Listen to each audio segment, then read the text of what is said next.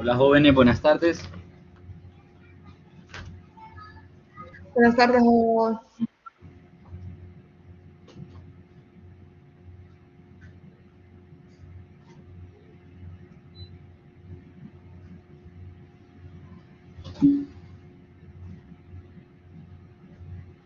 Bueno, vamos a ver la asistencia.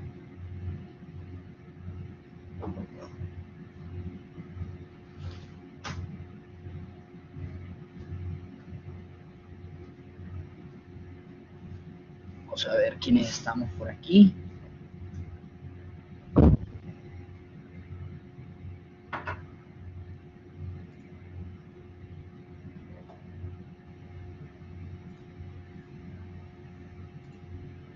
Jesús Francisco Velázquez Maldonado. Presente, buenas tardes. Buenas tardes. José Sebastián Yar Lara. Presente, abogado. Buenas tardes. Buenas tardes. José Francisco Cardona Bueso. Eva Cecilia Oliva Guigurens. Presente. Moisés Nazar Vázquez. Diego Fernando Maudó. Otto Eduardo Martínez Montoya. Andrés Santamaría Callejas. Presente. Astrid María Trabanino. Presente. Alexis Fernando Cruz Duarte. Presente. Diana Patricia Hernández.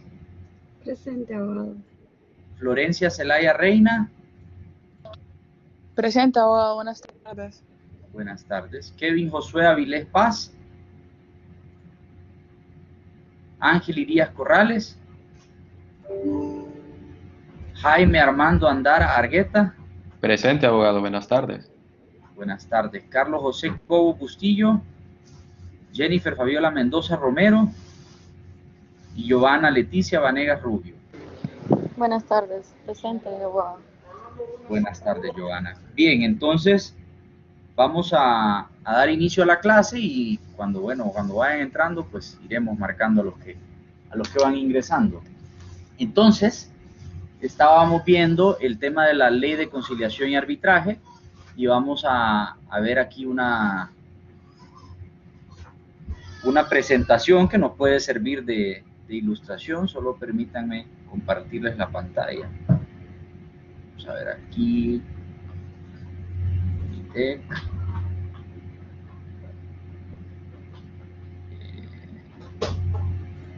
está aquí.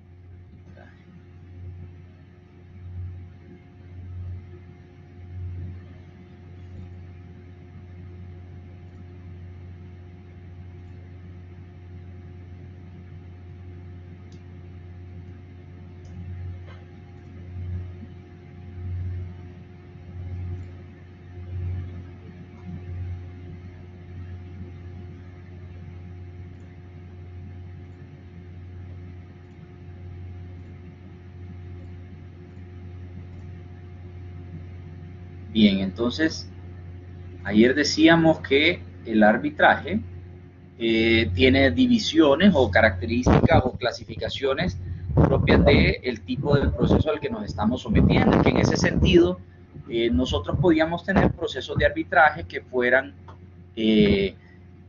clasificados de acuerdo con las reglas del procedimiento, para lo cual podíamos someternos a unas reglas institucionales o diseñarlas nosotros. Decíamos que entonces si las diseñamos nosotros nos estamos metiendo en un problema porque claro, hay que escribirlas y eso pues no necesariamente va a ser fácil. Sale más fácil solamente decir, mira, yo me someto a este reglamento.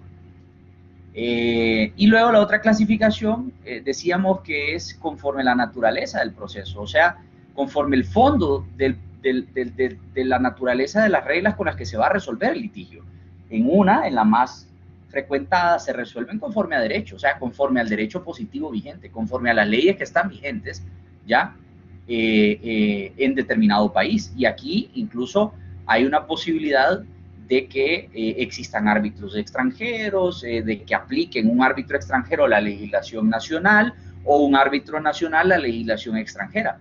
Al final, esa flexibilidad no la tiene el proceso ordinario, y decíamos que yo en el proceso ordinario no puedo escoger al juez, no puedo establecer calificaciones o requisitos indispensables para poder ser designado, no puedo escoger que hable cierto idioma, no puedo escoger las reglas bajo las cuales va a resolver mi problema, o sea, no puedo diseñar el proceso. Y hay procesos que son suficientemente sofisticados o confidenciales o onerosos que requieren un proceso como traje a la medida. Entonces, ahí llega el arbitraje, a ese nicho. Luego hablábamos de la equidad y decíamos que en la equidad la decisión no se basa en reglas o leyes, sino que se basa en un sentimiento común y en principios de equidad o de justicia, ¿verdad? Y aquí podríamos ver entonces los elementos de la definición de Ulpiano con respecto a la justicia, ¿verdad? Que es que cada quien se porte bien, que cada quien se mantenga en su ambiente y que cada quien dé a los demás lo que le corresponde, ¿verdad?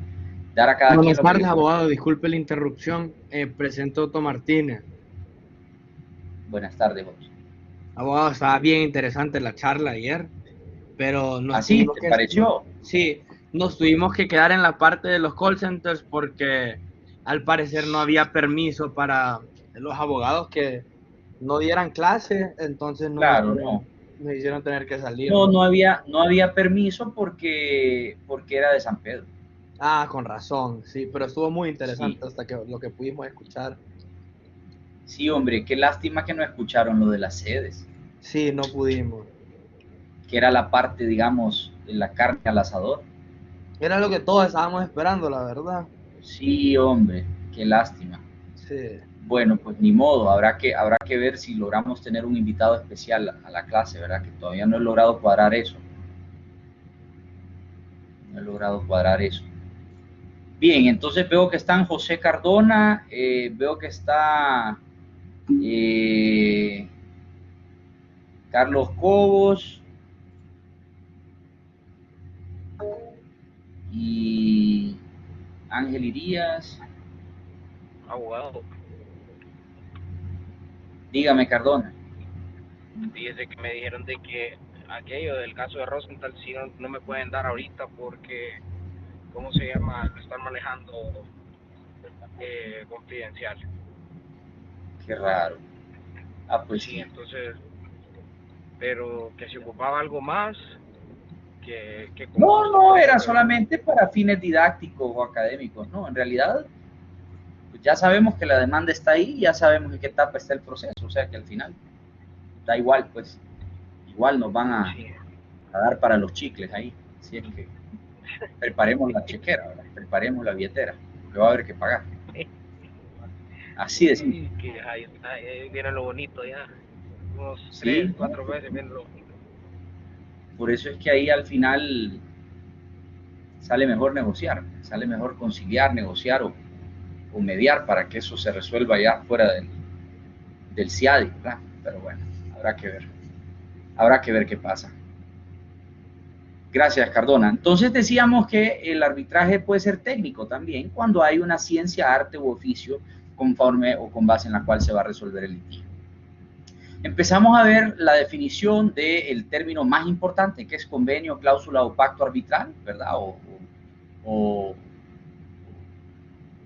puede recibir diferentes formas de denominación, pero al final significa lo mismo y tiene los mismos efectos. Es un acuerdo por medio del cual las partes deciden someter la controversia que ha surgido o que puede surgir, porque pueden precaver un posible conflicto futuro respecto de una determinada relación jurídica de naturaleza contractual o extracontractual. O sea, puede ser que sea extracontractual, puede ser que no haya un contrato, y decíamos que ese es el caso, digamos, el caso en el que yo, por ejemplo, soy competidor de otro, ¿verdad? O sea, decíamos, Walmart y la Colonia no tienen un contrato firmado, no tienen pacto arbitral, pero como es un conflicto de naturaleza de propiedad intelectual, ¿verdad? Porque uno dice que el slogan le pertenece en otro país y el otro dice que le pertenece en Honduras y que en base al principio de la territorialidad no se lo pueden quitar porque ya lo registró y hubo un plazo para oponerse y no se opuso, entonces evidentemente hay un conflicto y hay reclamaciones de daños y perjuicios, indemnizaciones producto del uso, mal uso o uso prohibido del eslogan. Bueno, entonces esa pretensión, evidentemente ahí no hay un contrato, o sea, son competidores, no tienen un contrato, pero extracontractualmente la ley prevé el arbitraje por disposición de ley. ¿Cuáles son los requisitos? Estoy escuchando que alguien escribe ahí.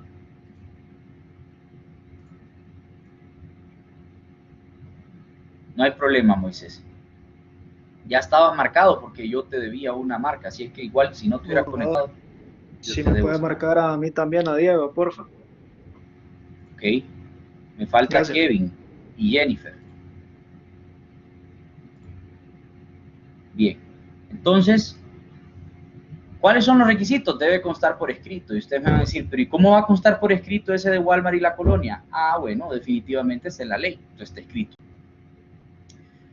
Puede ser una cláusula incluida en un contrato, ya vimos que es la mayoría de las ocasiones, ¿verdad? Que hay una cláusula y que simple y sencillamente es la cláusula de las finales, siempre, ¿verdad? Luego, cuando se decreta la inexistencia, nulidad o anulabilidad total o parcial del contrato, eso no implica necesariamente que se decreta la inexistencia, anulabilidad total o parcial de la cláusula arbitral. Y eso es muy interesante, porque ustedes me dirían, ah, bueno, pero si yo no quiero ir al arbitraje, entonces lo que puedo hacer es promover una acción de nulidad del contrato para poder cortar de tajo el contrato y ahí me vuelo la cláusula arbitral, ya no tengo que ir al arbitraje. No, no es así, no es así. La cláusula arbitral tiene una protección especial, tiene una coraza especial para que no pueda ser objeto. O sea, lo que te está diciendo es, la revisión de la nulidad del contrato también va a ser algo que vas a tener que llevar al arbitraje, ¿verdad? También va a ser algo que vas a tener que llevar al arbitraje. Dependerá mucho de la redacción que tiene, ¿verdad? Porque hay contratos que dicen los conflictos de naturaleza de cumplimiento del contrato, o hay unas que dicen solo los conflictos de interpretación del contrato serán sujetos de arbitraje. Hay que delimitar bien la competencia que tiene el litigio, ¿verdad? Poder definir claramente cuál es el objeto de la controversia. Y por eso les hablaba yo de que uno de los principios más importantes que hay en esta materia, y ya lo vamos a ver más adelante, es el competence competence, o sea, la competencia para declararme competente. Primero veo yo si soy competente para resolver esa controversia. Salvo que, como les decía, la nulidad sea total, o sea, que haya una nulidad total del contrato y así lo haya declarado una sentencia judicial firme. Entonces, curiosamente, la ley se refiere a la sentencia judicial firme como tirándole la pelota y la papa caliente al sistema judicial, al Poder Judicial. Puede ser un acuerdo independiente. Bueno, ya les decía yo, un intercambio de correos. Yo le mando un correo al abogado de la contraparte o al gerente de la otra compañía y le digo, mira, tenemos un conflicto, ¿verdad? Somos amigos, yo te pedí que me diseñaras mis planos y que me construyeras y me ejecutaras mi ranchito, pero el ranchito se cayó y no habíamos firmado un contrato. O me cambiaste el techo de la casa y está todo lleno de goteras. Entonces, y no firmamos un contrato de obra de construcción o de diseño y de ejecución de obra civil. Y bueno, pues tenemos este conflicto. Yo no sé si te quieres ir a los tribunales ordinarios, yo me quiero ir a arbitraje y quería ver si te sometías. Y ahí el otro me responde el correo diciéndome que sí, que efectivamente le han dicho que la Cámara de Comercio tiene buenos árbitros y que tiene buenos conciliadores y que por lo tanto no tiene ningún conflicto en someterse a ese foro. Y ya queda perfeccionado el acuerdo por escrito independiente. No había un contrato, o si había, no contemplaba esta figura, bueno, lo vamos a acordar.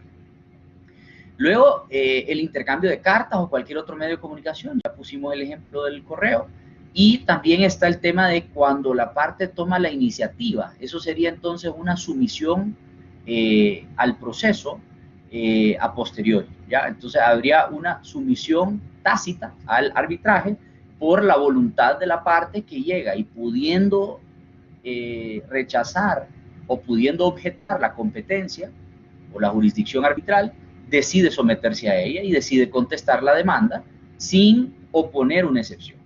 Ahora, si yo tengo un conflicto que tiene que resolverse en arbitraje, evidentemente no puedo yo invocar la falta de competencia del arbitraje, ¿ya? Pero si fuera todo lo contrario, yo tengo un contrato de arrendamiento que dice que en caso de conflicto vamos a resolver la controversia en los tribunales ordinarios, yo sí le puedo llevar al tribunal arbitral ese contrato y decirle, mire, usted no tiene facultades, usted tiene una falta de competencia para poder resolver este asunto por virtud de que la cláusula del contrato, objeto de la controversia, tiene disposiciones expresas para irnos a la vía ordinaria. Ahora, ¿qué pasa cuando yo tengo una decisión contractual en la que he pactado que vamos a ir a los tribunales ordinarios y tengo una ley? Como la Ley de Promoción y Protección de Inversiones, que dice que esa materia se tiene que resolver mediante arbitraje. Ahí evidentemente tenemos un conflicto de interpretación y habrá que ver en la jerarquía normativa cuál tiene mayor valor. ¿Tiene mayor valor el contrato firmado entre las partes o tiene mayor valor la disposición legal? La respuesta, a mi criterio, está en el último párrafo del artículo 29, porque claramente dice salvo pacto en contrario. Y ya hay un pacto en contrario que dice que no iban a ir al arbitraje. Ya habían expresamente las partes acordado que iban a ir a la vía ordinaria y por lo tanto habrá que ir a la vía ordinaria. Ahora, si yo me la quiero rifar y yo quiero presentar la solicitud de arbitraje invocando el artículo 29, porque es un conflicto de esos que la ley establece que van a arbitraje por vía de solución primigenia de la ley o por virtud de ley, yo puedo rifármela pues. Y puede ser que llegue, presente la solicitud y me contesten y digan sí, aquí me quedo.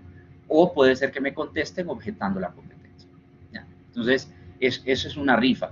¿Qué es lo que yo considero más apropiado? Hombre, acercarse a la contraparte y decirle claramente, mira, estoy pensando que esto no lo van a resolver nuestros clientes, ¿verdad? Y por cortesía profesional, quería comentarte que tengo intenciones de demandar a tu cliente en la vía arbitral. Estoy pensando en hacerlo en esta ciudad, tu bufete está en esta ciudad, el mío también, vivimos aquí, me parece que aún con la virtualidad siempre resulta, digamos, más fácil tener al alcance la Cámara de Comercio o el Colegio de Abogados, capítulo Tegucigalpa, y en ese sentido quería plantearte esa posibilidad, porque hay un contrato que dice que íbamos a ir a la vía ordinaria. Probablemente el abogado me va a decir, el colega, mira, pues una decisión del cliente, es un tema de estrategia procesal, déjame consultarlo, pero no tengo yo ninguna objeción, salvo que el cliente diga que no, que quiere ir eternamente a los tribunales ordinarios a hacer fila, nos podríamos someter a la Cámara de Comercio. Ahora, ¿cómo vamos a escoger al tribunal? Bueno, ya ahí pueden ponerse de acuerdo, entonces firmamos un acuerdo aparte, ¿ya? O en la audiencia de conciliación, si no logramos la conciliación, ahí mismo diseñamos la cláusula de arbitraje, ¿verdad? Que eso también pasa mucho, o sea que otra forma que permite pactar el arbitraje es que no había nada y yo te convoqué a una conciliación y en la conciliación provocamos la cláusula arbitral y ahí diseñamos, y casualmente ahorita tengo un caso que así es, y ahí diseñamos la cláusula que no tenía el contrato o terminamos de rellenar los vacíos que dejaba ese contrato. Bien. Centro de arbitraje es otro concepto importante. ¿Por qué? Porque no hay muchos, ¿verdad? Y lo importante aquí es que no es, ay, qué bonito el centro, no es, hey, ¿tiene las facilidades? ¿Ya? ¿Tiene la tecnología? ¿Tiene las instalaciones necesarias cuando hacíamos las audiencias ahí en los salones? ¿Tiene el personal capacitado para guardar la confidencialidad, para tener siempre el cuidado debido a la hora de manipular la información, los documentos? No se extravían, no se filtra información, no se escapa información. Y es importante también saber que los centros de arbitraje, por virtud de lo que establece la Ley de Conciliación y Arbitraje, solo son administradores. Ellos están exonerados de responsabilidad. Ellos lo único que hacen es brindar un servicio. Entonces tú les pagas una tarifa para poder hacer uso de su tecnología, de su plataforma, de sus instalaciones, de su personal administrativo, de sus comodidades, de su experiencia, de su know-how. Pero ellos no son los que resuelven. Los que resuelven son el tribunal de arbitraje. Los responsables, en todo caso, si hay algún tipo de corrupción, porque una de las partes corrompió y pagó una coima o pagó una,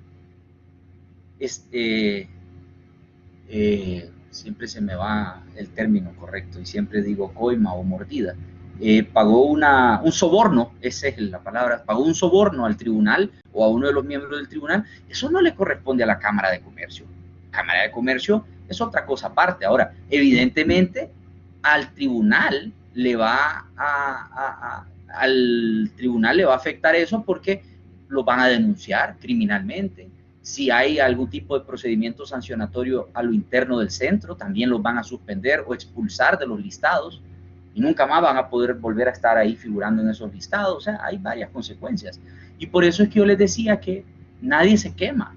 O sea, nadie va a poner en riesgo su pellejo y su reputación profesional para prestarse a lo que vienen huyendo las partes, ¿verdad? Las partes vienen huyendo de un sistema corrupto, porque lamentablemente no es la generalidad, pero sí la mayoría. Y entonces dicen, bueno, yo allá no puedo litigar, o sea, allá gana el que tiene más plata, gana el que aceita más, y no puedo yo así. Entonces simple y sencillamente ando buscando yo un perfil de personas que sí de verdad tengan una reputación que cuidar, porque allá los jueces solo los castigan y los mandan a familia, y ya después los regresan a civil. No puede ser, ¿verdad? Otro tema importante es la comisión de arbitraje, porque la comisión de arbitraje son como los jefes, ¿cierto? La junta directiva de las cámaras de comercio o la junta directiva del colegio de abogados lo que hacen es que nombran una comisión de arbitraje, y ese órgano consultivo, asesor, disciplinario, es el que va a estar viendo todos los procesos a donde toca designar árbitros por parte del centro. Entonces, por ejemplo, cuando la cláusula dice que los árbitros los va a designar el centro, es la comisión de arbitraje la que revisa los perfiles y dice, este puede ser un candidato, nominémoslo a él como titular y nominémoslo a ella como suplente. Entonces, la comisión de arbitraje, lógicamente, tiene unas facultades y tiene un poder salvaje, ¿verdad? Porque es prácticamente el que se reserva la facultad de tomar las decisiones, ¿verdad? Y esa comisión de arbitraje le instruye a la directora. Entonces, en ese orden es jerárquicamente estructurado. Primero viene la cámara o el centro, luego viene la comisión y luego viene la directora o el director, ¿verdad? Porque tenemos de dos. En el caso del colegio de abogados, es vaya, se me fue el nombre, el maestro mío de Derecho Laboral, el abogado Jorge, ay Dios mío, bueno, ya me voy a acordar. En el caso de la Cámara de Comercio e Industria de Tegucigalpa es la abogada Paola Selenia Díaz Tomé. En el caso de Atlántida es el abogado, hombre, ¿qué me pasa con los nombres? Por Dios, este abogado que tiene un apellido costeño.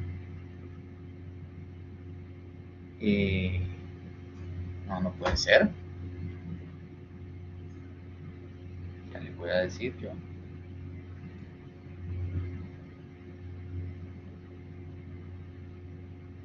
¿Qué se llama?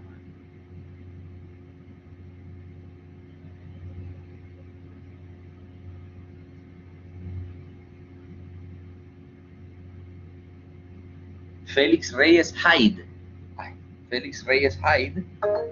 Y en San Pedro Sula era el abogado Eric Spears, hasta que renunció y ahora creo que es una abogada. No me acuerdo el nombre de la directora. Jorge Herrera. ¿Alguien está escribiendo? Abogado, yo, Andrés, tengo una pregunta. Sí, dígame. ¿Cómo? Eso en cuanto a los que pueden ser los centros de arbitraje, ¿el chico qué es? La Cámara Hondureña de la Industria de la Construcción. Ok, y la Cámara Hondureña de la Industria de la Construcción. Permítame. La Cámara Hondureña de la Industria de la Construcción. Cuando dice el último punto de los centros de arbitraje que solamente administran procesos por lo que están exonerados de responsabilidad, ¿de qué tipo de responsabilidad están exonerados? O sea, ¿qué no, ¿a qué no responden ellos? De todo tipo de responsabilidad, porque acordate que ellos lo único que hacen es que administran el proceso. O sea que al final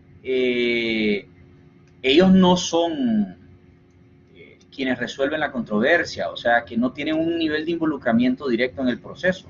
Es más, te entregan el expediente y te hacen firmar como árbitro un acuse de recibo y una declaración de un compromiso de que tú asumes todas las responsabilidades.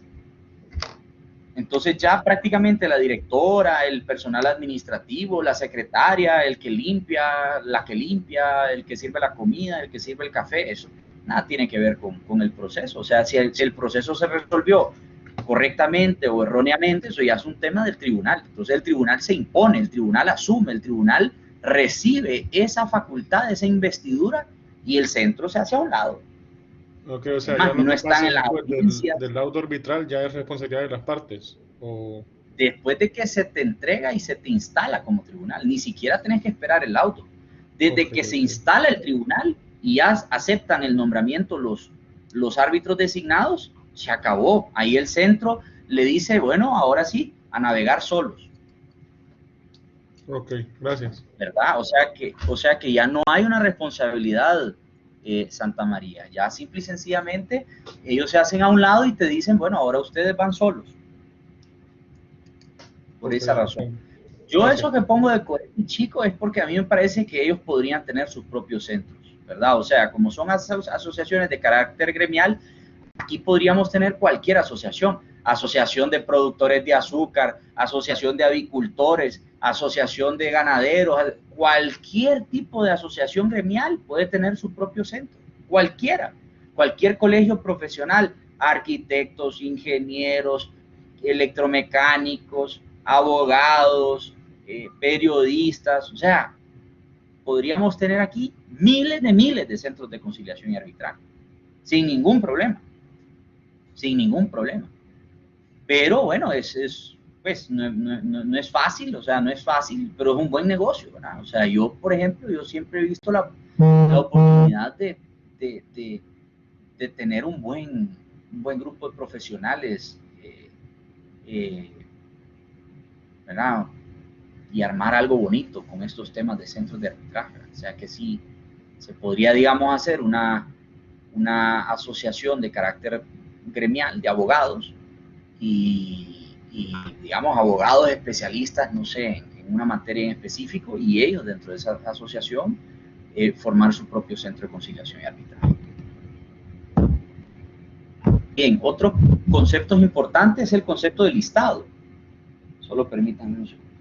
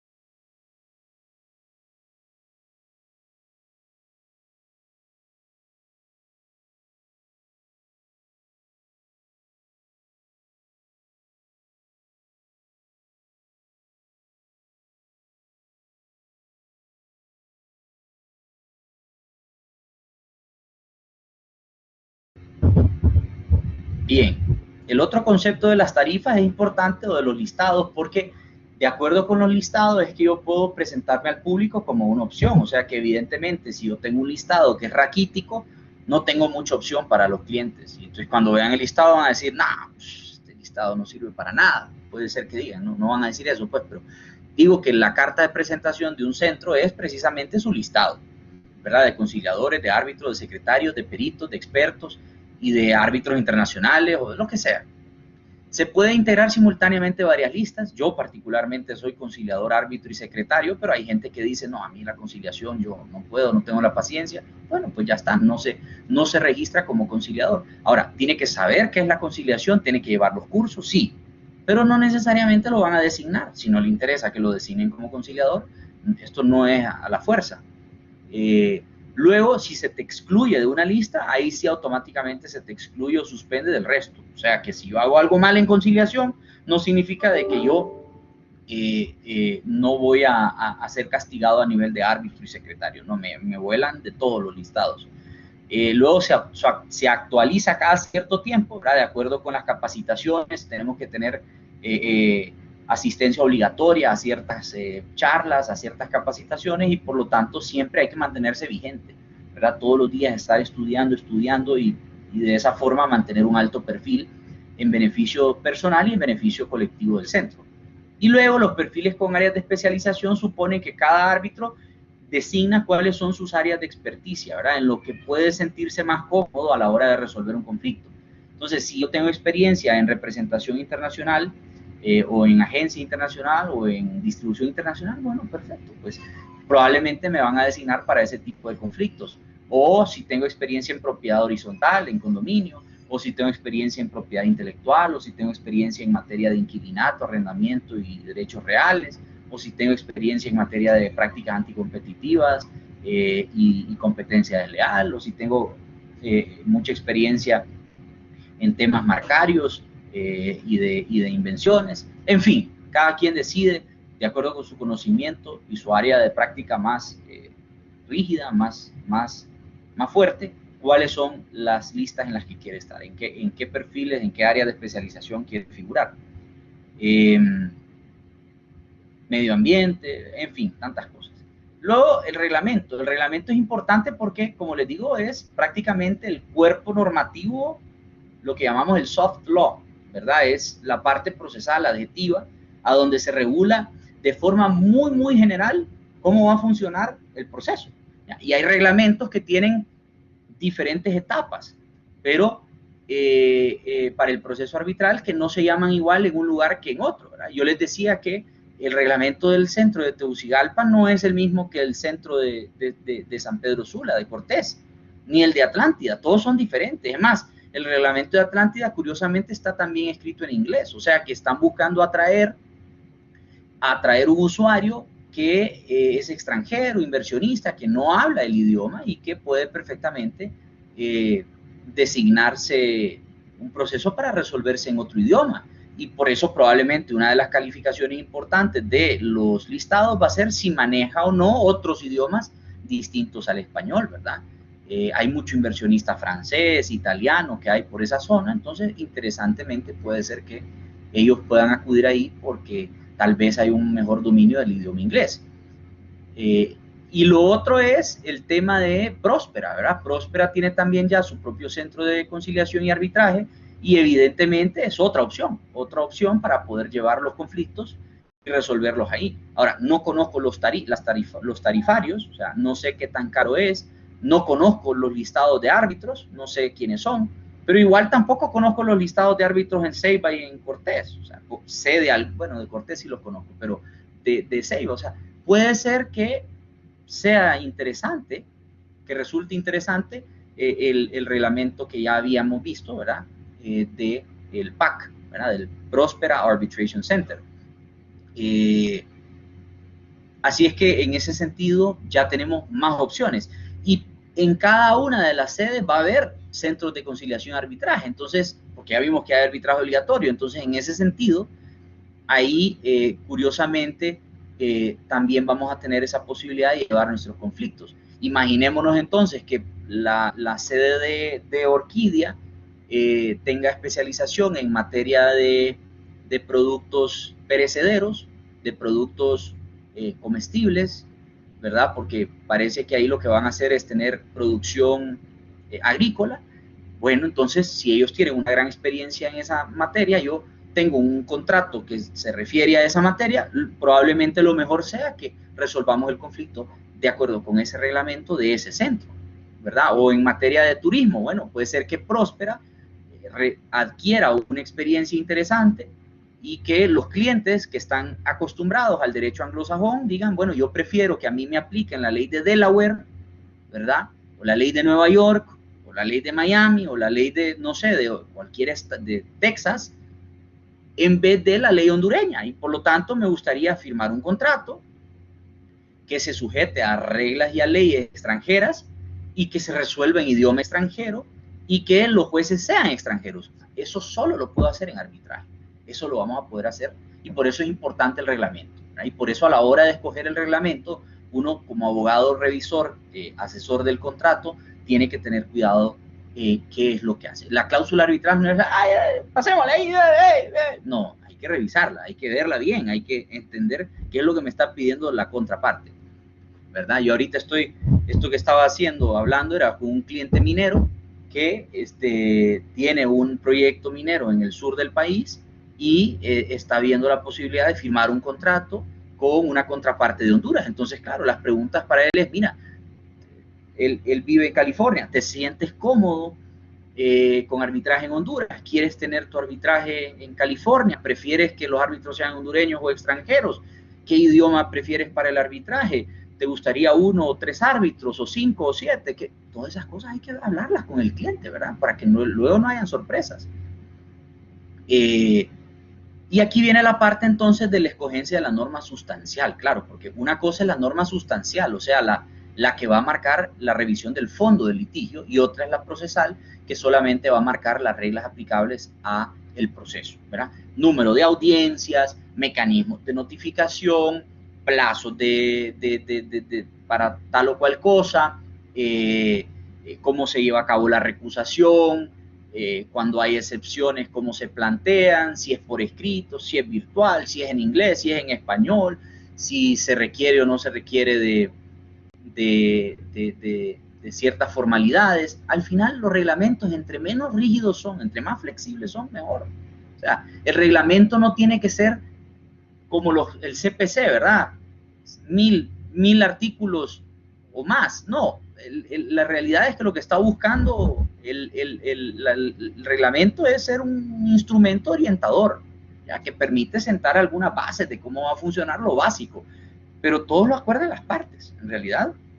Y el tribunal, a falta de acuerdo de las partes, el tribunal dice qué se va a hacer, ¿verdad? Por ejemplo, hay un gran dolor de cabeza en el proceso ordinario que es la evacuación de prueba en el extranjero.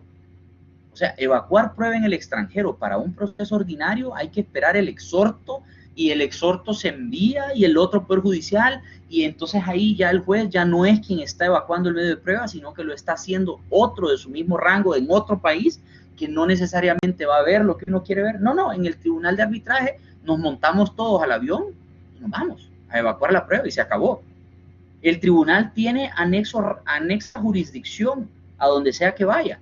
Entonces, si ustedes me dicen, ok, el litigio es sobre un bien inmueble que está ubicado en Choloma, el tribunal está sesionando de acuerdo con el reglamento de CCIT, o sea, de Tegucigalpa.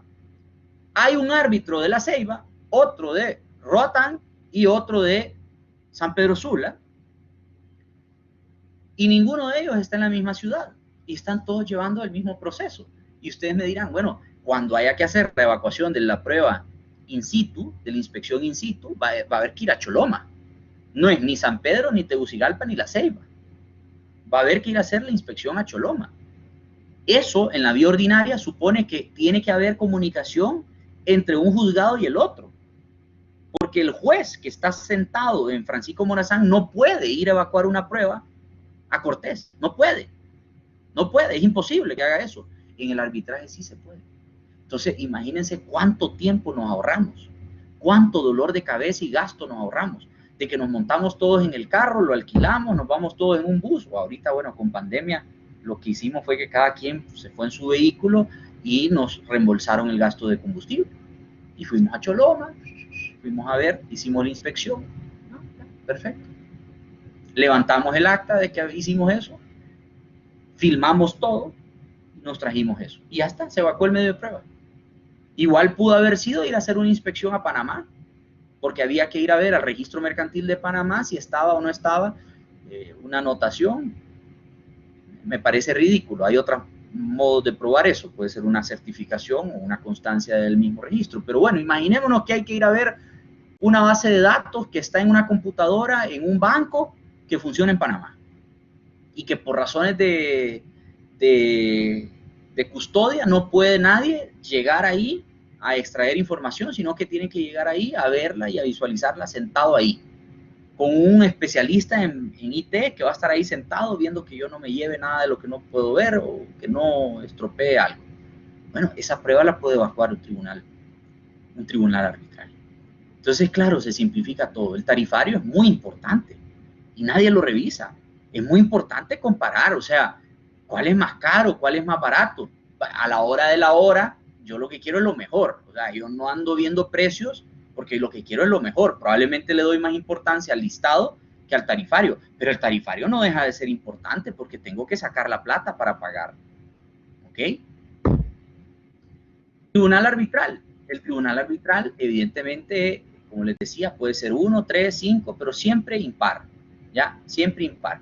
Y cuando la cuantía sea indeterminada, para el caso de CCA, CCIT, establece de que van a ser 3.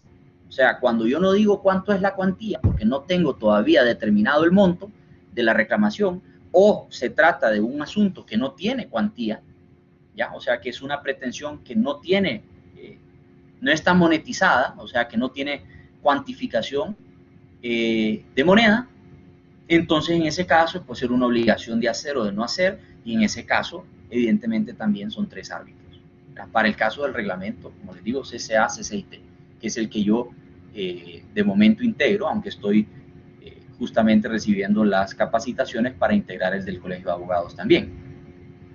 Pero todos son diferentes. Luego, bueno, estos dos son muy parecidos. Luego hay una regla de mayor y de menor cuantía, y es en base a los salarios mínimos mensuales del sector de mayor tamaño en el comercio, ¿verdad? Que más o menos son 12.000 empiras. Entonces son 50 salarios mínimos, estás hablando de como casi 600.000 empiras. Entonces, si la reclamación es mayor a 600.000 empiras, van a tener que ser tribunal colegiado. Si la reclamación es menor a 600.000 empiras, va a poder ser un solo árbitro. Esa es otra regla que puedes utilizar. O la puedes modificar. Puedes establecer que si la cuantía es mayor de 1 millón de lempiras o de 5 millones de lempiras, eso lo puedes poner como quieran las partes en el contrato. Luego tenemos la abstención, que es una figura muy importante, porque, como les digo, a veces a uno lo nombran y como es aleatorio el proceso, entre comillas, porque claro, la comisión de arbitraje hace un escrutinio, hace una revisión, pero digamos, si en los especialistas de materia ambiental hay 30 y solo vamos a nombrar 1 o 2 o 3, ¿verdad? Porque puede ser que las partes se hayan reservado nombrar. Entonces, si las partes se reservaron nombrar uno cada uno, bueno, entonces el centro solo va a nombrar uno y tiene 30 opciones. Entonces, es como bien democrático el proceso, o debería de serlo. Ah, pero ¿qué tal si, por ejemplo, me nombran y no saben que yo acabo de aceptar un cargo público? ¿Ya? Que yo acepté una diputación y la gané. Me eligieron. O yo tengo un nombramiento en la Corte Suprema de Justicia como preceptor, ¿verdad? Entonces, claro, yo ya no puedo, ya se vuelve incompatible. ¿Por qué? Porque los jueces, los magistrados, los fiscales y quienes ejercen funciones públicas no pueden, salvo que sean docentes. Ahí sí, puede ser perfectamente compatible, pero entonces yo me tengo que abstener. Habrán otras razones por las que me tengo que abstener. No tengo tiempo, no me da la gana, no me cae mal el demandante o el abogado del demandante. Cualquier motivo que yo tenga, me puedo abstener. Ahora, cuando yo digo que no, muchas veces seguidas, el centro va a entender un mensaje equivocado y va a decir, a este no le está interesando mucho apoyar. Entonces lo vamos a poner como en una lista negra, ¿verdad? De árbitros, que no acepta nada que no sea filete, ¿verdad? No quiere pirracha, solo quiere filete. Bueno, entonces hay que ver también eso. Hay casos de cuantías mínimas y hay casos de cuantías máximas. Para el caso de Tegucigalpa, el reglamento dispone que la cuantía máxima que gana un árbitro son 300.000 empiras por demanda y 300.000 por reconvención. Entonces, lo más que se puede meter un árbitro en Tegucigalpa son 600.000 empiras. Eso es lo más que le puedes pagar al árbitro. Y a cada árbitro, evidentemente. Y al secretario es 200.000, son 100.000 por la demanda principal y 100.000 por la reconvención. Ahora, si no hay reconvención, o sea, si no hay doble juicio o juicio de doble vía, entonces simple y sencillamente se queda con la cuantía máxima, que son 100.000, que no es nada despreciable para ganártelo en un par de meses. No es nada despreciable. Ahora, hay procesos que son bien complejos, hay procesos que superan el año de plazo, porque las partes tienen que estar ampliando el plazo continuamente por el tipo de pruebas que hay que evacuar, por el volumen de trabajo, por la complejidad del asunto, porque hay muchísimos dictámenes de expertos, peritos que evacuar, declaraciones, inspecciones, etc. Luego tenemos la forma de designación. La designación directa es la forma más pura que hay para integrar un tribunal arbitral, porque en la designación directa, básicamente vos estás diciendo, yo me voy a reservar la facultad de diseñar el tribunal. Y con mi contraparte, cada quien va a nombrar uno y entre los que nombremos ellos nombrarán al tercero. Ahora, hay quienes dicen, no, ¿sabes qué? Eso que lo haga la Cámara a través de su propia comisión de arbitraje. Bueno, puede ser entonces que así sea, y en ese caso entonces los 3 árbitros los va a nombrar la Cámara. Depende de cómo está diseñada la cláusula. Otto nos leía una cláusula que él tomó, que es una cláusula tipo que mejoró, y veíamos que ahí la designación de los árbitros era de la Cámara de Comercio a través de su comisión de arbitraje. Entonces, ¿qué está diciéndole Otto a sus clientes? No vas a escoger ni uno de los árbitros, todos te los va a escoger el centro. O sea que perdés ese músculo a la hora de designar y de diseñar el tribunal, porque puede ser que yo confíe en el criterio de un árbitro, o yo conozca cómo piensa de antemano, y yo sé que comulga con mi forma de pensar y mi forma de ver ese pleito y cómo se debería resolver, y por lo tanto a mí me conviene ese árbitro en el panel, ¿ok? Entonces estratégicamente uno va viendo esas cuestiones también. Luego, cuando no hay acuerdo, o cuando simple y sencillamente hay silencio o hay rebeldía, que es lo que usualmente sucede, una de las partes se niega a colaborar, porque está prolongando, está alargando, está tratando de hacer que las cosas sean más difíciles, más desgastantes, entonces ahí la comisión puede entrar y decir, no, un momento, si la parte no nombra, yo lo nombro, porque yo no voy a estar esperando a que la parte nombre. Y por eso cada reglamento tiene sus propias disposiciones al respecto, ¿verdad? Normalmente lo que dice son 5 días, ¿verdad? Si yo te di 5 días para que nombraras tu árbitro y no lo hiciste, entonces lo voy a nombrar yo. Aquí un poco lo que decíamos con Santa María, ¿verdad? Responden por los daños y perjuicios por su negligencia. Entonces, claramente se tiene que calificar la acción u omisión como negligente. Y bueno, tal vez el sistema anglosajón sea más específico en qué es negligencia desde la óptica legal, pero ¿verdad? Por aquí ha ido la mala praxis, pero básicamente es eso, es mala praxis, es imprudencia, es incumplimiento de disposiciones normativas, de los lineamientos que debemos cumplir, de los altos estándares que se nos exigen. O sea, un árbitro, por ejemplo, que se pone a decir malas palabras, un árbitro que amenaza a las partes o que se va a los golpes, evidentemente eso no puede ser, ¿verdad? Entonces, eso sería una mala conducta que es sancionable.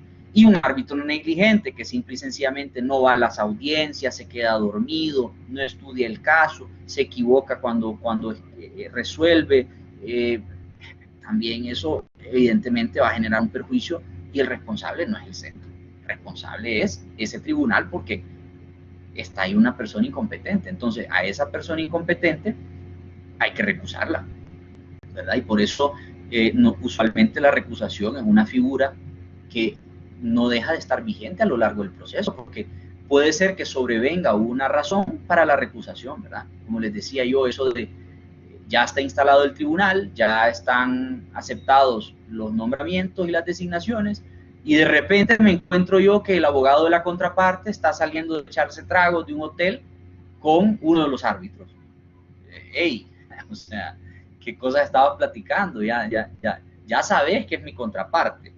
Ya se instaló el tribunal, ya te entregaron el expediente, ya te dijeron que vas a resolver una controversia entre nosotros o nuestros clientes, y te vas a echar tragos con el con el árbitro, está raro eso, ¿verdad? Entonces, claro, yo puedo presentar las evidencias y decirle a la directora, mira, me he encontrado con esto, yo quiero que por favor se abra un expediente, una pieza separada, se llama una pieza separada de recusación. Ahora, si yo, por ejemplo, vengo y digo, no, es que fíjate que me cae mal, porque habla bien raro en las audiencias, no, bueno, esas no son causales de recusación. Y ustedes me dirán, ¿y a dónde están las causales de recusación? No hay. En los reglamentos no hay causales de recusación enumeradas o tasadas. Hay en el CPC, o sea, que puedo tomar esas de referencia. Imaginémonos que yo encuentro que hay una amenaza por una red social. Bueno, pues si yo logro demostrar que esa amenaza por esa red social tiene una relación íntima con el proceso y que evidentemente eso pone en perjuicio la seguridad y la integridad personal de alguien en el proceso, probablemente haya que tomar una carta en ese asunto, ¿verdad? Y decir, hey, hay que tomar una decisión, ¿verdad? Porque puede suceder que a un árbitro le lleguen amenazas anónimas o dirigidas o por interpósita persona. Entonces, al final, ese es un tema delicado. Acordémonos que nos estamos convirtiendo en jueces.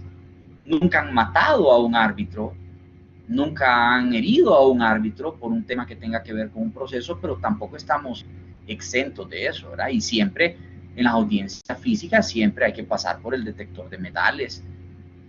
Siempre hay que tener esos cuidados porque, evidentemente, estamos en un proceso que puede ser mucho más oneroso que los que se ventilan en la vía ordinaria. O sea, recordemos que aquí estamos hablando a veces de procesos que ameritan ir a arbitraje precisamente por la cuantía, por las cuantías multimillonarias.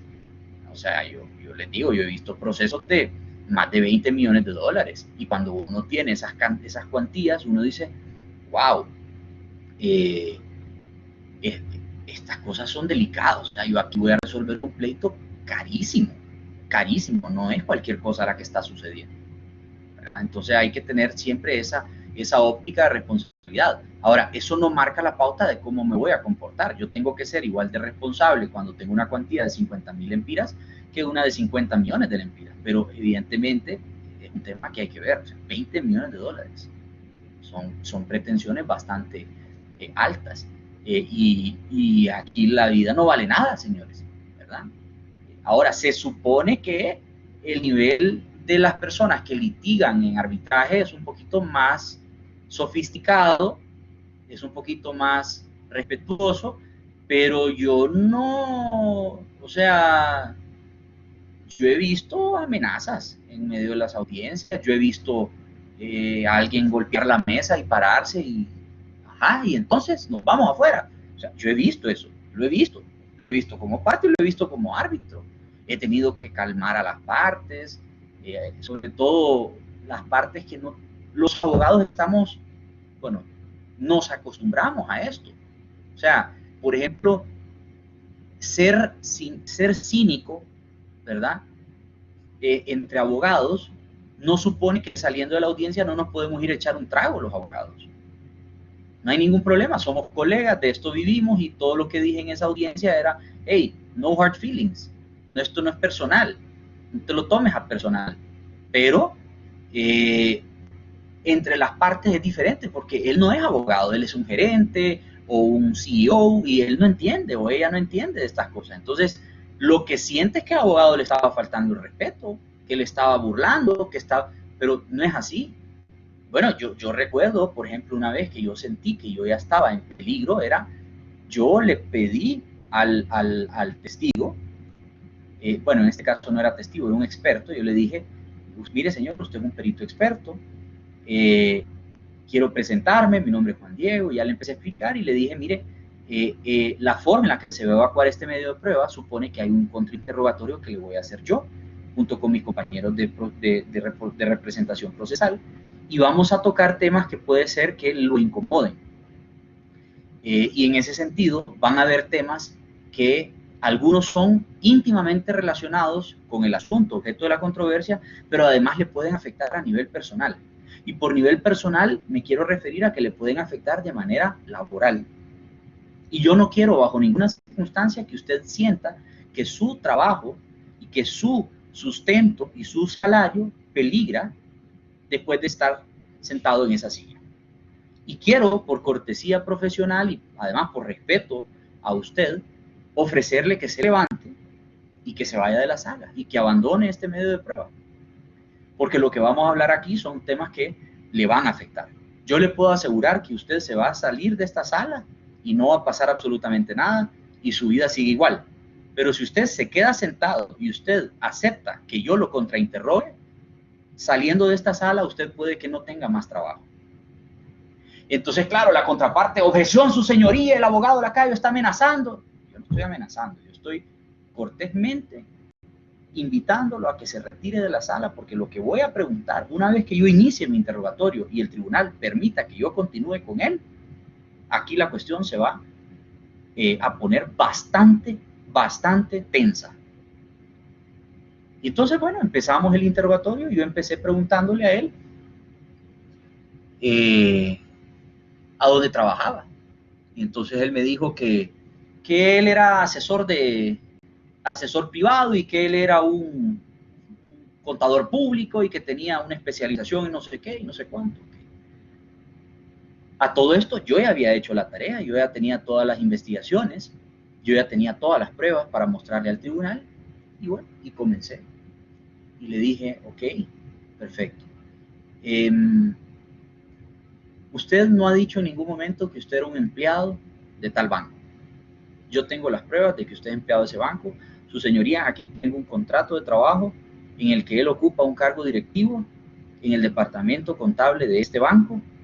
Tengo además las pruebas de que él hoy, esta mañana, llamó para reportarse que estaba enfermo para venir a esta audiencia.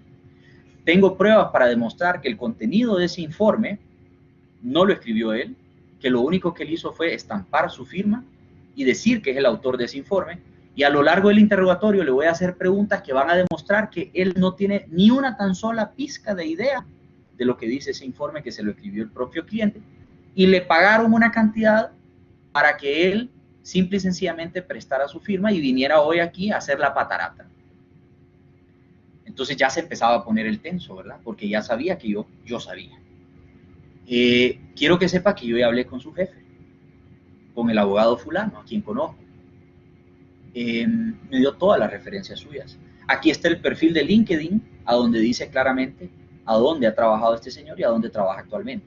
Tengo esta copia del currículum vitae, a donde está asegurando que solamente cuando le pregunté quién era y qué había estudiado, ya mintió. Por lo cual, esta declaración es objeto de tacha y formalizo en este acto una tacha en contra de este perito experto que no debería de ser validada por este tribunal. Y este medio de prueba simple y sencillamente debe ser desestimado de plano, no puede ser valorado y encima el perito, o en este caso el testigo experto, debería de ser expulsado de esta sala, porque es un irrespeto para todo lo que él está haciendo aquí. Bueno, llegó un momento de la audiencia en el que él no sabía las definiciones de algunas palabras que estaban en el informe. Y cuando evidentemente él demostró que eso no lo sabía, la parte que lo propuso pidió un receso.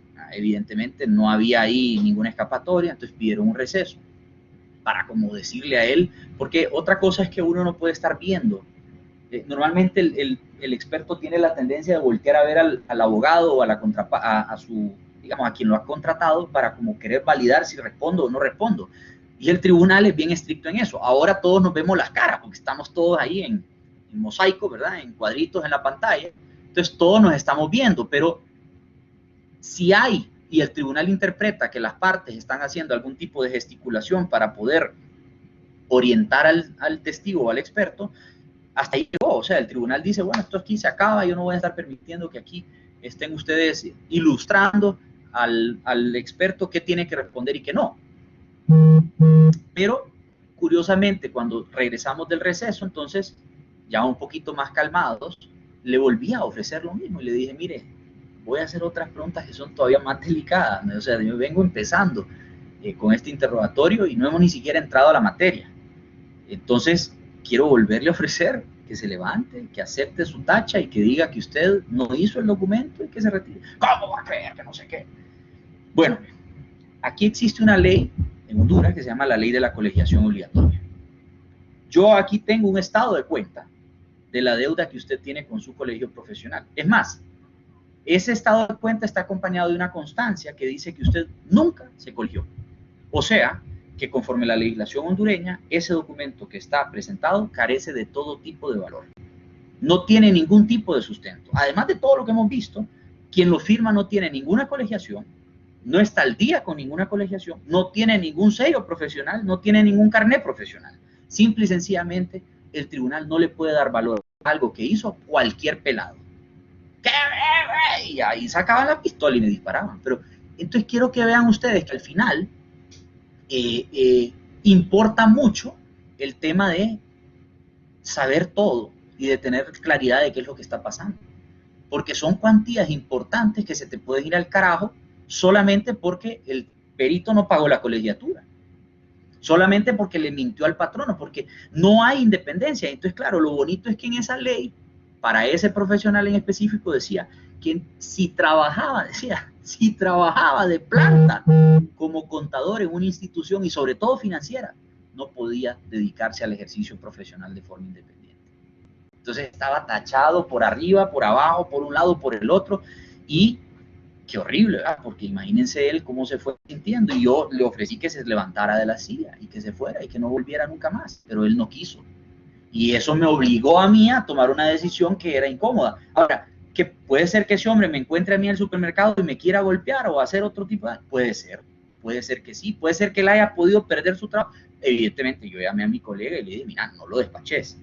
Pobre hombre, ¿verdad? Tiene que darle de comer a su familia, pero hacerle una audiencia de descargo, dejarle documentada la falta y sancionarlo, no sé, mandarlo 8 días a la casa sin goce de salario. Y efectivamente, así fue.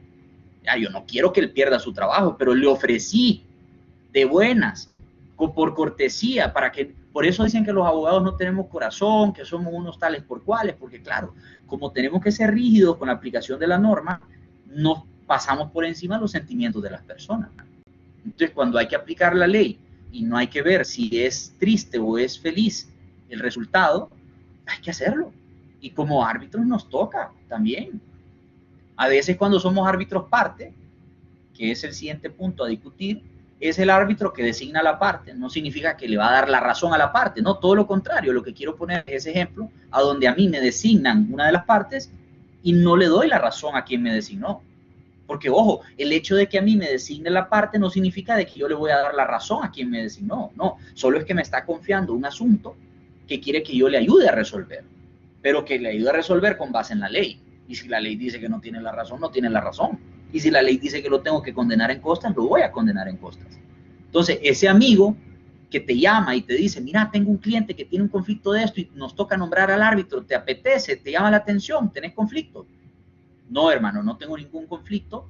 Te conozco a vos igual que conozco a todos los demás y somos colegas y no hay ningún tipo de problema en que si somos colegas, evidentemente nos podemos conocer, pero el problema es con la parte. Ahora, explicarle a tu abogado que el hecho de que vos y yo fuimos compañeros en la universidad o nos graduamos de la misma universidad, o como Carlos Cobos y Jaime, que son de la misma secundaria y estuvieron en la misma universidad y probablemente van a ser socios en algún momento, eso no supone, bueno, si son socios evidentemente sí, pero eso no supone que porque te haya graduado de la misma universidad no puedas ser árbitro en ese proceso.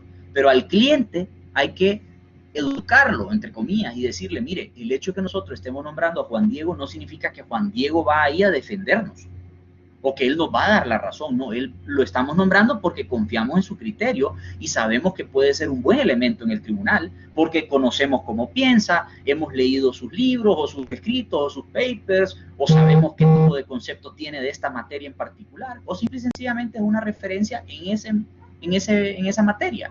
Entonces, queremos darle ese encargo. Ahora, yo siempre les digo, mira, no creas que porque me estás nominando es que yo te voy a dar la razón, así es que cuidadito te me vas a resentir o me vas a tachar y no me vas a volver a dirigir la palabra si nos volvemos a ver después de este proceso. O sea, no personalicemos las cosas. El ser árbitro parte no significa de que yo voy a apañar y a permitir y a comprarte la tesis tuya, ¿verdad? Y por eso es que... Dígame, señor. Bueno, yo pienso que en ese caso es bien complicado porque aquí hoy en día mucha gente se presta para muchas cosas. Solo porque ser amistad de alguien, ya, por ejemplo, hay jueces, magistrados y todo tipo que ellos ven la manera de cómo ayudar a su amigo, ya que hay algún tipo de interés de por medio. Entonces le dicen, mira, Claro. andate por este lado, por esta vía. Entonces, eso es como algo bien complejo de tener a alguien conocido dando una sentencia, porque se puede prestar para muchas cosas. Sí, lo mejor, Jesús, tenés razón, lo mejor es que no haya una vinculación y que si en todo caso existe esa vinculación, se rompa momentáneamente. A mí me sucedió y me ha sucedido mucho, sobre todo en arbitraje en Honduras, porque el arbitraje en Honduras es algo bien chiquito, bien reducido, ¿verdad? Por eso es tan importante que ustedes se animen, ¿verdad? Para democratizar esos listados, porque al fin y al cabo pasa que somos pocos. Entonces todos nos conocemos, todos hemos estado interrelacionados de alguna forma, como profesionales. Ahora es diferente cuando sos parte. Entonces, volviendo al tema, no es nada raro, y lo ves en los sistemas anglosajones, que uno se acerque al juez y que uno plantee el asunto al juez. O sea, esa es otra de las cosas del arbitraje, propia del arbitraje. O sea, y ojo, tampoco está prohibido en la vía ordinaria. Que yo llegue y tenga una audiencia con el juez, no está prohibido en la vía ordinaria. Ahora, hay que ser muy cauteloso con cómo se hacen las cosas y hay que, evidentemente, ser muy responsable con lo que uno plantea. Pero el hecho de que yo llegue, y por eso en el arbitraje hay unas reuniones preparatorias. O sea, nosotros lo que vamos buscando como partes es que se resuelva la controversia y lo que quiere el tribunal es lo mismo, que se resuelva la controversia. Entonces, estamos en la misma página todos. Ahora, de eso a que yo te diga cómo plantear las cosas, hay que ser muy, muy cauteloso. Entonces, cuando yo tengo un panel, por ejemplo, en el que hay personas que yo conozco, lejos de molestarme, tengo que sentirme tranquilo. Y usualmente sucede lo mismo con la contraparte. Como somos muy pocos abogados en Honduras, muy pocos en Tegucigalpa y muy pocos en las cámaras de comercio, entonces cada vez se va haciendo un grupo más reducido. Y en ese sentido, uno también no puede aventurarse con algún criterio que sea, digamos, ligero, imprudente o que sea perjudicial para los árbitros. O sea, yo no puedo decir, ay, es que yo jugaba potras de la colonia con él o sea, no puede ser eso. Mire, yo sé que él se graduó de la misma promoción de la universidad, o yo sé que él hizo la práctica en ese bufete, y que esas no son razones para que pueda proceder o fructificar una recusación. Ahora, si yo te digo, por ejemplo, no, es el padrino de su hijo, ok, o si yo te digo, no, mira, son cuñados, o si yo te digo, no, mira, son socios del mismo despacho, o te digo, no, mira, son ¿qué te puedo decir? Pero son vecinos. Hey, ¿qué culpa tengo yo de ser vecino de otro abogado? Pues, si vos me decís, tienen el bufete en Torre Lara, en Torre Alianza, y Torre Alianza, y si ahí hay un montón de locales, ahí hay dentistas, ahí hay arquitectos, ahí hay ingenieros, ahí hay abogados. No, pero se miran en el elevador. ¿Y qué culpa tengo yo? Entonces, probablemente, claro, si se abre el elevador y ahí va el árbitro, y yo, buenos días, abogado tal, no le voy a decir, hey, Paco, ¿qué tal, hermano? Todo. No, no le voy a decir así.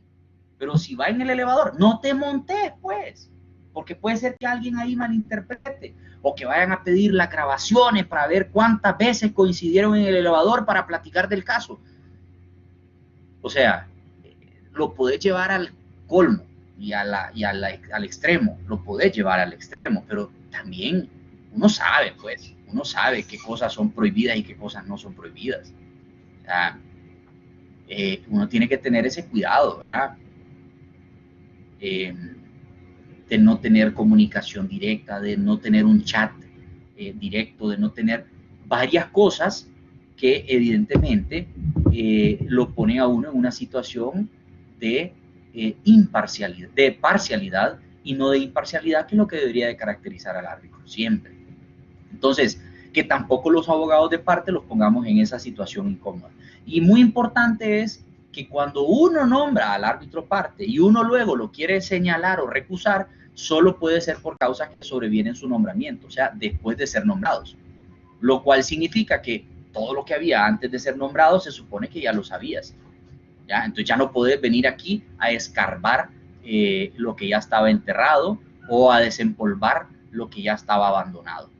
Si el tribunal lo estima conveniente, puede nombrar un secretario. Siempre se nombra secretario. Siempre se requiere apoyo jurídico, apoyo técnico. El secretario prepara los autos, los borradores. El secretario se encarga de notificar, envía los correos, mantiene alimentado el Dropbox, ¿verdad? O el OneDrive, con el expediente bien bonito, bien ordenado, todo bien escaneado, los accesos para las audiencias virtuales, los horarios, los recordatorios, que si hay problemas de conexión, que si se fue la luz, que si hay que entregar un documento, que si hay que alquilar vehículos, todo eso lo hace el secretario, maneja el expediente.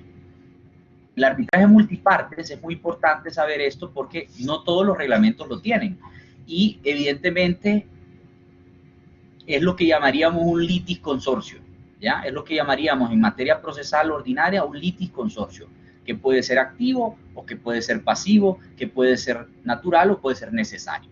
Normalmente es muy importante que veamos el tema de la confidencialidad. A mí me ha sucedido ya en 2 juicios. En uno que tuve en La Ceiba me sucedió que las partes demandadas éramos 2. Éramos una local hondureña que representábamos a través de un abogado y otra que era la compañía dueña de la marca europea. ¿Y qué pasó? Entonces, lo que tratamos de hacer fue entrar al proceso con representación distinta, aunque los 2 éramos demandados, pero los abogados que contrató la compañía europea no eran los mismos abogados que contrató la compañía hondureña. Pero evidentemente, como los 2 éramos demandados, pues terminábamos trabajando juntos, ¿verdad? Terminábamos tratando de alinear la defensa para poder salir libres de responsabilidad, porque no la teníamos. Y gracias a Dios, evidentemente, el tribunal comprendió lo que nosotros planteábamos en nuestra contestación, en nuestra defensa, y fuimos absueltos, ¿verdad? Fuimos liberados de esa responsabilidad. Entonces, ahí había un arbitraje multipartes, porque era una situación de representación de marcas en las cuales habían involucrados que estaban de Honduras y extranjeros. Entonces, era un arbitraje internacional en derecho, conforme el reglamento de Atlántida, y como les digo, habían diferentes grupos de abogados y, lógicamente, las partes eran diferentes. Luego, me sucedió también, en otro proceso, que una de las partes, la parte demandante, la parte demandante planteó la demanda contra dos sociedades mercantiles distintas, del mismo grupo económico, pero distintas, y una de esas planteó en su contestación que no tenía pacto arbitral. Entonces, como no había pacto arbitral y no era parte suscriptora del contrato que tenía el pacto arbitral expresamente y no se quería someter al proceso de arbitraje, entonces se hizo a un lado. Y evidentemente ahí el tribunal, y acertadamente, que hizo lo correcto de decir, bueno, está bien, yo no los puedo obligar. Usted quiere demandarlos a ambos. Bueno, pero no puede ser en esta misma acción, porque evidentemente la cláusula arbitral la firmaron usted y fulano. Y usted quiere meter aquí a sutano también, y sutano no es parte de ese contrato. Entonces no le cobija, no le abarca la cláusula arbitral para forzarlo a que venga aquí a estas audiencias. Si usted lo quiere demandar y él quiere someterse, bueno, allá usted, pero evidentemente está contestando diciendo de que hay falta de competencia, que a él lo tiene que demandar en el tribunal ordinario, así que vaya, demándelo allá. Y eso no produce litispendencia. Entonces, ven qué bonito cómo se puede ir moldeando el proceso, cómo pueden haber diferentes situaciones, que puede haber pluralidad de demandantes o pluralidad de demandados, o en ambos casos lo mismo. Ahora, Eso no significa que porque éramos 2 demandados, cada uno escoge un árbitro. No, no. Si la cláusula decía que solo escoge la parte demandada uno de los árbitros, y nos vamos a tener que poner de acuerdo entre los 2, 3, 4, 5, 10, 20 demandados que formamos el consorcio pasivo del proceso, el liticonsorcio pasivo del proceso. Vamos a tener que designar a uno de entre todos, ¿verdad? El arbitraje del Estado es muy importante porque la misma ley de contratación del Estado prevé la posibilidad de resolver las disputas de contratación pública a través de arbitraje, ¿verdad? Y en ese caso tenemos el arbitraje de esa naturaleza, o tenemos el arbitraje de inversión, que es el que comentábamos, por ejemplo, cuando se trata de inversionistas que demandan al Estado, como los Rosenthal, ¿verdad? O como Inversiones Continental Panamá, que se supone que los Rosenthal son otra cosa diferente, o son personas diferentes, pero bueno, al final es un interés indirecto que tienen ellos en esa sociedad panameña. Pero lo que les quiero decir es, en esos casos hay arbitraje del Estado. Entonces hay una declaración en la legislación de arbitraje de Honduras que va a tono con lo que dicen esas convenciones internacionales, ¿verdad? La convención del CIADI, la convención de Panamá, la convención de Nueva York, etcétera, etcétera. El auxilio judicial es otro concepto importante porque hay cosas que el tribunal no puede hacer. ¿Ya? Hay cosas que el tribunal no puede hacer y puede necesitar el auxilio judicial para practicar pruebas, por ejemplo. A veces me ha sucedido varias veces, que los bancos, si no viene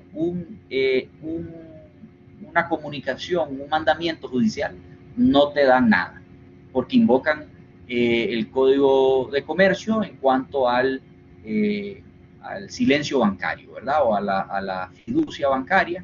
Y en ese sentido ellos vienen y dicen, mira, yo no tengo ninguna obligación de revelarte esto a menos de que me lo pida un juez competente. Entonces uno dice, bueno, pero el tribunal es un juez competente, la competencia se la dimos las partes. Sí, qué feo es que las partes se pongan de esa forma. Yo diría que descortés y en alguna medida temeraria y en otra medida incluso irrespetuosa, de no querer aceptar eso. Pero claro, sale de sus manos también, porque por mucho que el abogado diga, no, sí, está bien, pedí la prueba, o pedí la inspección, o pedí los documentos, no hay ningún problema, pedí la solicitud, el banco tiene su departamento legal y va a decir sí o va a decir no. Me ha pasado que hay bancos que me dicen sí, me ha pasado que hay bancos que me dicen no. A veces, claro, influenciado por el grupo de abogados, ¿verdad?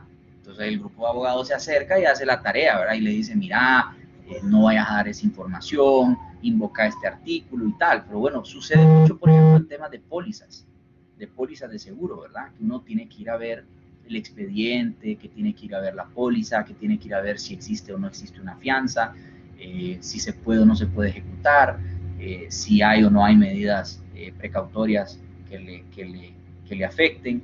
Entonces, hay muchas cosas que dependiendo de cada proceso puede ser necesario que vayamos a donde un tercero. Entonces, ahí como que se rompe esa frontera de la confidencialidad y es, hey, tengo que ir a ver cosas afuera. Entonces, ya no estamos en la sala, ya no estamos en el centro, ya no estamos en la sala virtual, sino que hay que ir al mundo afuera a ver las cosas. Y ahí puede ser que ya cuando hay un mundo exterior, necesito auxilio, necesito apoyo, y para eso están los juzgados. El tribunal arbitral puede perfectamente decirle al juzgado, ayúdame a evacuar esta prueba, o porque fuera del domicilio, como les decía, o porque simple y sencillamente no la puedo llevar a cabo yo solo. Bueno, ya no hay tiempo para más, nos quedamos en las medidas cautelares. Tenemos que terminar este contenido, que ya no nos falta mucho. Tenemos que terminar este contenido ya, o sea, lo teníamos que terminar hoy, pero no se pudo, evidentemente. Así que vamos un poco retrasados y vamos a tener que acelerar la marcha. No sé si hay preguntas. Si no hay preguntas, entonces, pues, quedan despachados y les deseo un bonito fin de semana. Gracias, abogado. Feliz día. Gracias, abogado. Feliz día. Gracias, abogado. Igual.